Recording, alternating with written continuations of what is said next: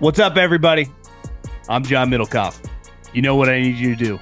Subscribe to our YouTube channel. We got content for days reacting to every NFL game all the time, every single day. Subscribe, like the videos. Let's go. Speaking of just weird situations, I think the Rams have a serious problem on their hands. I think there are some parallels with Matt Stafford to Christian McCaffrey last year, where it's like, what's his injury? What's going on? Why can't he practice? And then he finally comes back to practice. And then leading up to week one, after practicing for the week, Friday felt weird, and then he wasn't able to go Sunday. And then his season was basically didn't happen until he came back, and then he got injured, and it was just over before you even knew it. Matt Stafford was supposed to practice today. It's what Sean McVay said the other day.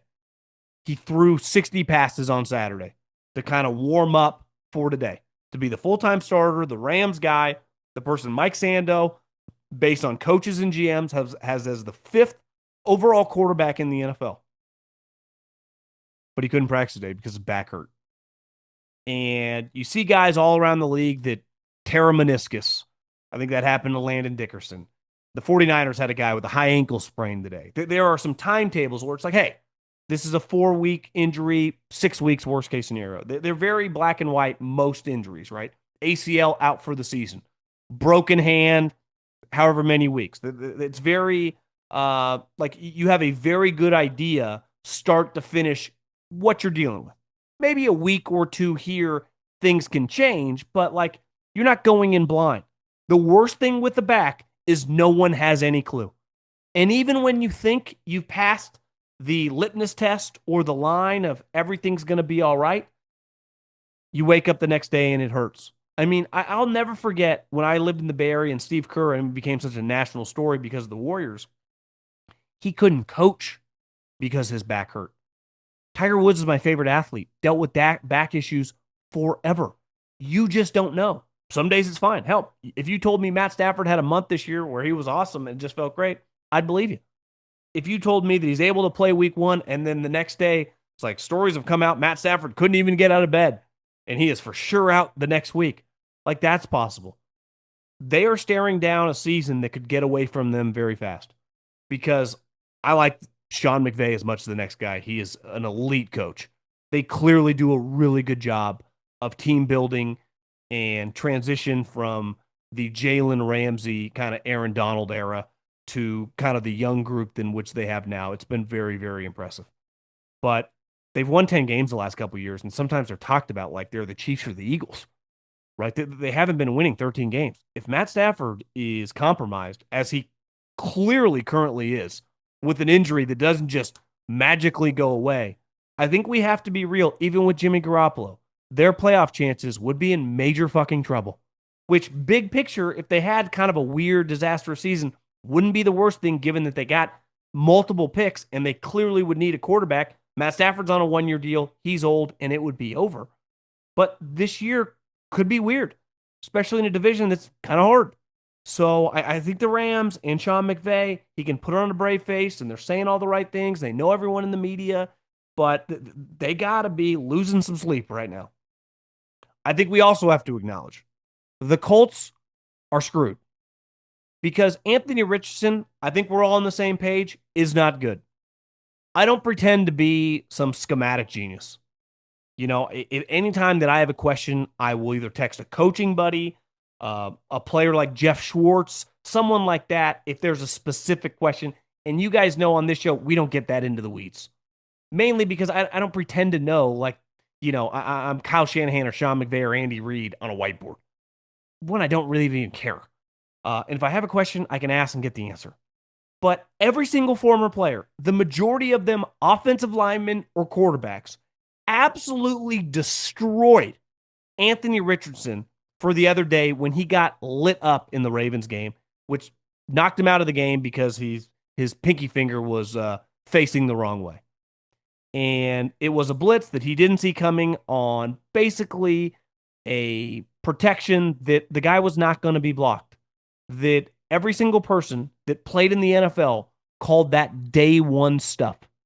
Guess what Anthony Richardson is not? A day one player. This is year 3. He already had serious issues in terms of injuries constantly, inaccuracies. I mean, he's one of the more inaccurate quarterbacks that I can remember in the NFL. And let's face it, he was one of the biggest projects over the last 10, 15 years. I mean, anyone with his resume drafted in the top five, pretty unheard of.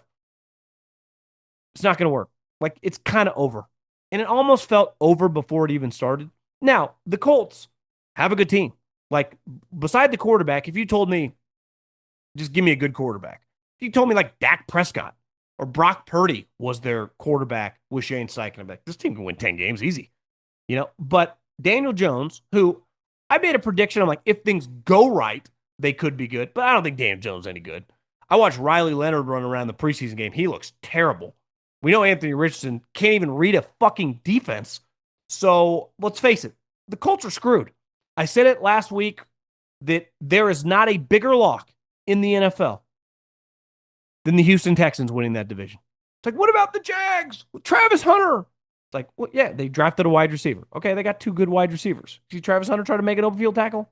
This isn't the Big 12, brother. This is the NFL.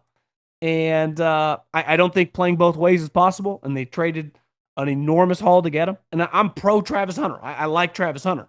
But it's not like they're getting, Malik Neighbors and Deion Sanders on their team with him. He's going to be, hell, he'd be their number 2 wide receiver behind Brian Thomas Jr., which is a good thing. I mean, that's a pretty talented offensive unit, but that's a franchise that doesn't win. But I'm just out on the Colts. And I think big picture, everyone likes this guy in the NFL.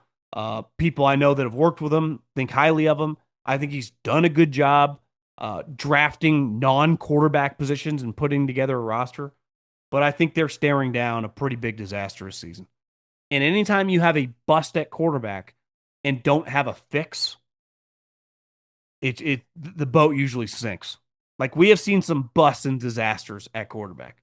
Brock Purdy saved Kyle Shanahan, right? Jalen Hurts saved everyone in Philadelphia for Carson Wentz. I don't see their savior. Like, what are they going to do? And how many times can you just make an excuse, miss the playoffs, and keep your job? Especially like Jim Irsay's passed away now. His daughters, which are a wild card. We don't know exactly how they're going to operate. But I think we all would have to admit it has major, major problems written all over it. You don't need to sink a 30-foot putt to score big this weekend. Just fire up the DraftKings Sportsbook app and take your shot at the green, the kind with dollar signs. Whether you're a diehard golf fan like myself or just in it for the Sunday drama, DraftKings has everything you need to make the round a little more exciting. Live bets, prop plays, and odds boosts. Here's the thing. Are you new to betting on golf? You can bet on the winner. You can bet on a guy to top 5. You can bet on a guy to top 10. My bet last week, I'm going to roll over again. I got Scotty to win, and I parlayed that with Tommy Fleetwood and Ben Griffin, 2 top 10.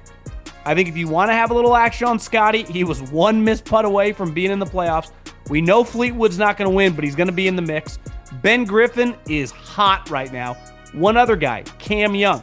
So between Cam Young, Tommy Fleetwood, and Ben Griffin, I like those guys to top 10, and I think Scotty Scheffler gets it done. So any sort of combination with those guys this week, I'm fired up on. Take your swing at winning some dough this week. Download the DraftKings Sportsbook app and use the code JOHN. That's code JOHN for new customers to get $200 in bonus bets instantly when you bet just $5. Only on DraftKings. The crown is yours. The other thing is, I'm not comparing Kyler to Anthony Richardson. Kyler is a legitimate NFL player and has had some awesome moments. And if you watch him on the right week, Kyler can go toe-to-toe with any quarterback in the NFL on a specific weekend. He can make plays with his legs, with his arms, throw bombs. His highlight package throughout his career is awesome. He's a special talent. He's also 5'9" in Kansas City. And a lot of people, like an NFL hipster pick is like, oh, I like the Cardinals to win the division and make the playoffs. You do? Have you Googled the history of the franchise, how often they make the playoffs?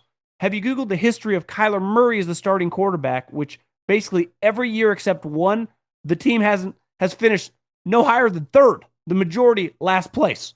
So this is a team that doesn't win very often. And listen, I like their roster. And a lot like the Colts, if you told me like Josh Allen was the quarterback of the Cardinals, I'd be like, I think they could make the NFC Championship.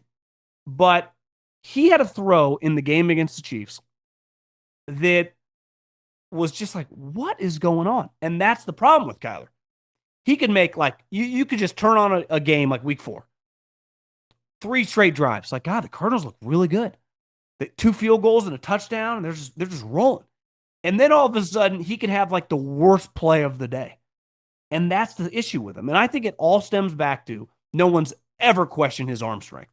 No one's ever questioned his athleticism. Like those things are high end, just as a physical, being relative or separate from his height, pretty special talent. But when you're 5'9", you can't see anything. And I think, sometimes you say like a guy can't see the field. To me, there's like Anthony Richardson. I think he's looking, he has no clue what he's looking at. I think at this point, Kyler's got a pretty good idea. He just legitimately can't see. And then sometimes when he can, he's on the move. I just think he makes some poor decisions.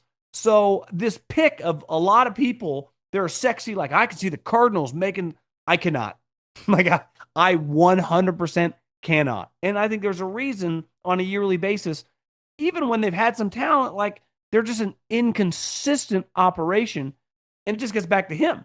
Now, unlike Anthony Richardson or Daniel Jones, like I couldn't even imagine having to stomach as a fan watching guys like that. That would suck. Like that would be miserable. That would be torture. Might as well waterboard me. It's like, this is what I got to watch. Kyler, like I do understand like getting excited for him as a fan. Hell, I get excited sometimes to watch him. I remember a couple of years ago when he came back from the ACL, he had a game against the Eagles when they were kind of spiraling. It was like one of the most fun halves over the last couple of years. He's a very fun player. I'm just not sure he's a winning player when it comes to winning the division. So you can pick Cardinals all you want. Your boy, I'm out.